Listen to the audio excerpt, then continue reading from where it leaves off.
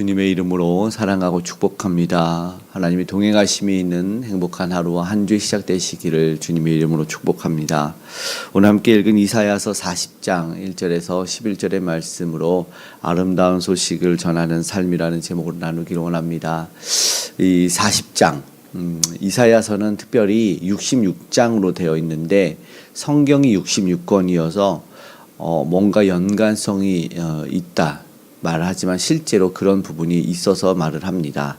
그러니까 구약은 39권이니까 이사야로 보면 앞에서 끝이 난 거잖아요. 그리고 40장이면 신약의 성경의 시작인데 오늘 본문이 세례 요한의 그리고 메시아의 도래의 이야기이기 때문에 어떻게 보면 정말로 40장 신약의 성경 그러니까는 이 분위기가 완전히 변환되는 바뀌는 그런 모습으로 봅니다. 하나님의 위로가 시작된 겁니다. 그래서 오늘 40장 1절에 너희는 위로하라 내 백성을 위로하라. 왜요? 하나님이 선지자를 보내시면서 그 백성들을 얼마나 사랑하시는지를 보여주고 계십니다. 실제로 그렇게 사랑하죠. 주변의 이웃 나라로부터 만약에 이 당시 이스라엘 백성의 역사성으로 보면은 많은 고통을 받았죠. 강대국들에 의해서 작은 나라임에도 불구하고 멸망당하진 않았지만 남유다가 많은 고통을 받고 포로로 끌려가는 수치와 아주 치욕스러운 일을 당했습니다. 그런데 하나님은 거기서 돌아오게 하시죠. 선지자들을 보내시면서. 근데 영적으로도 마찬가지입니다. 우리가 하나님과 평안히 살면 아무 문제가 없지만 여러 가지 문제가 주변의 환경들이 내적으로 우리를 괴롭고 힘들게 하는 일들이 있는데 거기서 오늘 우리는 위로받아야 될 줄로 믿습니다. 하나님 메시지가 그렇습니다. 이것만 보더라도 하나님의 사랑은 우리를 포기하지 않는 것 같습니다. 분명 이스라엘은 하나님을 등지고 하나님을 멀리한 우상숭배의 죄 신정국가라 말했지만 다른 나라를 의지하는 모습들을 많이 보여왔고 또 하나님 아닌 우상숭배 또한 자행했던 그런 안타까운 나라인데 하나님은 끝까지 포기하지 않습니다. 오늘 우리도 비록 하나님이 모르고 우리 죄악과 우리 무지함 때문에 하나님을 온전히 섬기지 못했지만 우리를 끝까지 포기하지 않으시는 주님으로 말미암아 위로가 넘치기를 말씀처럼 소망합니다. 2절에는 그렇게 말하죠. 아름다운 소식이 뭐겠습니까? 노역이 끝나는 겁니다. 애굽에서 탈출하고 나오고 그리고 포로가 끝나고 전쟁이 그쳐져서 이제 모든 두려움이 떠나가는 그런 평온의 상태 아니겠습니까? 오늘 2절의 말씀에 외치라 노역의 때가 끝났고 근데 이제 노역이 끝났으니까 기쁘죠. 근데 궁극적인 게 2절의 중반부에 이렇게 말합니다. 죄악이 사함을 받았느니라. 그것이 어떻게 해요? 여호와의 손에서 벌을 받았을 때 죄로 말미암아 벌을 받는다는데 그게 끝났다라는 거죠. 그래서 노역의 끝남, 징계와 하나님의 심판이 끝이 났습니다. 얼마나 기쁘고 이제 회복만 기다리면 될 때입니까? 기쁨이 넘칠 겁니다. 죄악이 사함을 받았어요. 그래서 이스라엘 그 남유다가 징계를 받고 포로 생활하게 된 이유가 무엇인지요? 사실은 하나님과의 관계가 깨어져서 아니겠습니까? 너희가 나를 버렸으니 나도 너희를 버린다라는 안타까운 하나님을 등진 그 백성들이 심판을 당했는데 근데 죄가 사함을 받았기 때문에 다시 이제 고통의 원인이 회복된 겁니다. 행여나 하나님과 오늘 우리의 관계가 멀어진 부분이 있다면 우리를 스스로 한번 점검했으면 좋겠습니다. 힘든 고통의 이유가 혹시 나의 죄악 때문에 나의 잘못 때문은 아닌지 우리가 신앙을 다시 한번 바로잡을 수 있기를 소망합니다. 이제 3절에 우리가 잘 아는 세례 요한의 외치는 소리가 들립니다. 3절에 제가 읽을게요. 외치는 자의 소리여 이르되 너희는 광야에서 여호와의 길을 예비하라. 사망에서 우리 하나님의 대로를 평탄하게 하라. 세례 요한을 통해서 들었던 말이죠. 메시아가 오기 때문에 세례 요한이 광야에 나가서 외치는 자의 소리처럼 모든 백성들에게 외쳤습니다. 너희는 주님의 길을 예비하라. 진정으로 주님의 은혜를 경험하기 위해서는 우리가 주님의 오시는 길을 실제적인 진짜 평탄하게 하는 이 평탄화가 아니라 우리 마음의 평탄화가 일어나야 됩니다. 주님이 내 마음의 대로로 오실 수 있도록 평탄하게 하는 작업은 바로 세례 요한이 외쳤던 회개입니다. 그때 많은 사람들이 심지어 바리새인도 세례 요한에게 와서 회개를 받았죠. 그랬더니 오히려 한 소리 듣긴 했어요. 독사의 자식들아 신천국의 심판을 피할 줄 아느냐 이렇게 말을 들었죠. 근데 오늘 우리는 사실상 회개해야 합니다. 주님이 오실 수 있도록, 우리 안에 오실 수 있도록 평탄화 작업을 먼저 해서 주님을 모실 수 있기를 바랍니다. 주님을 만난다는 것은 엎드리고 깨어져서 다시 한번 회개해야 된 지금 이 시대가 아닌가 생각이 됩니다.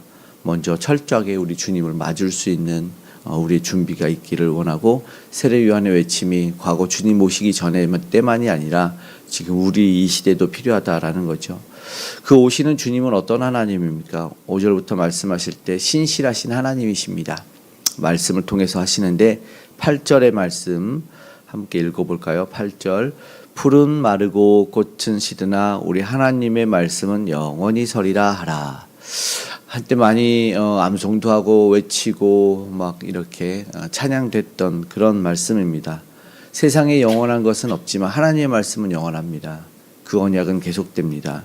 세상 모든 건 무너지지요. 권력도 사실 이 육신도 무너집니다. 인생의 오늘 이 5절에서부터 보면은 인생은 풀이라고 합니다. 주의 영광이 임할 때 우리는 다 시들어 버리지만 하나님의 영광과 말씀은 영원히 서는 것입니다. 변하지 않는 것이 있습니다. 오늘 우리는 변하지 않는 것을 붙들어야 됩니다.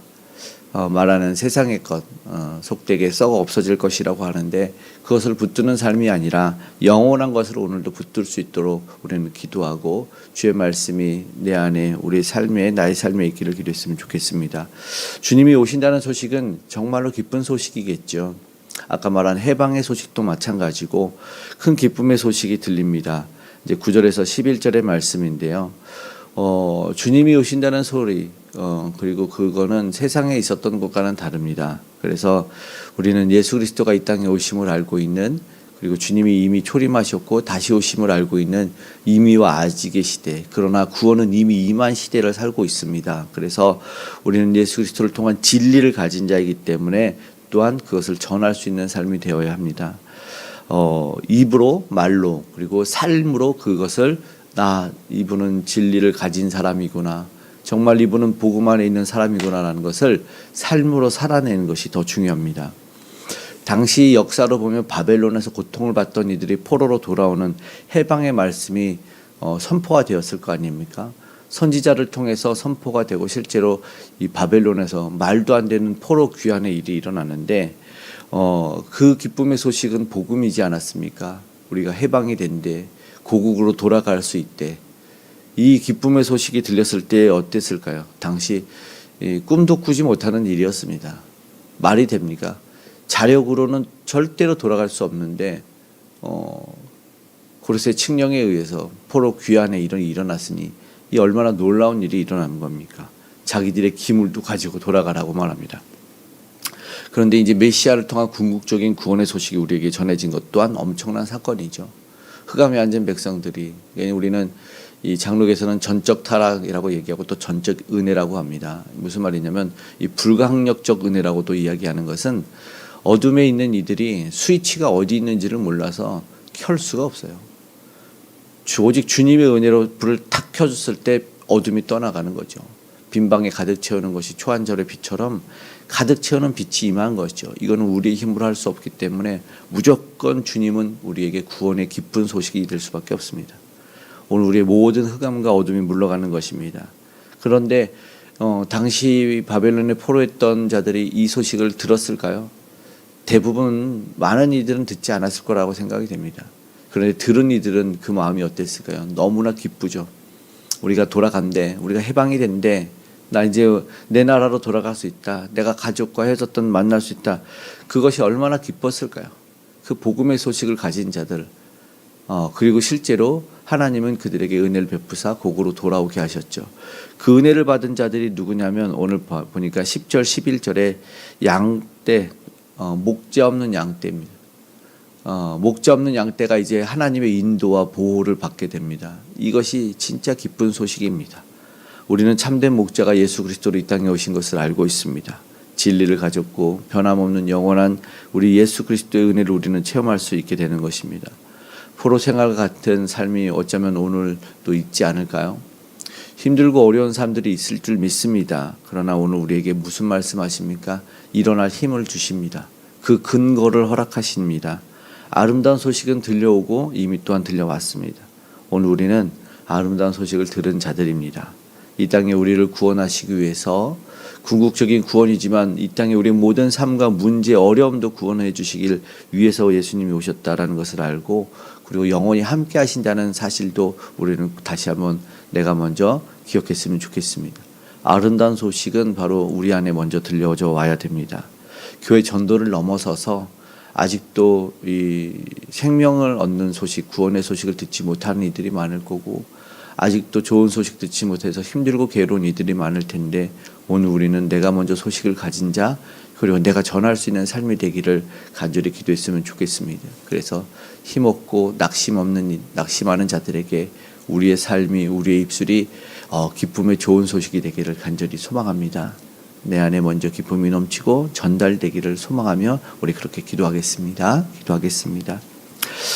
사랑의 하나님, 감사합니다. 오늘도 우리에게 아름다운 기쁨의 소식이 들립니다. 그 복음으로 살아갑니다. 주님, 오늘 우리의 삶에 와 주시옵소서. 어렵고 힘들고 혼란스러운 이 세상에 오셔서 다시 하나님의 참된 평화를 누리는 우리 모두가 되게 하여 주시옵소서. 그 기쁨을 마음껏 누리고 전하는 우리가 되게 하시고, 복음 전도자들과 선교사님들 다 되게 하여 주시길 원합니다.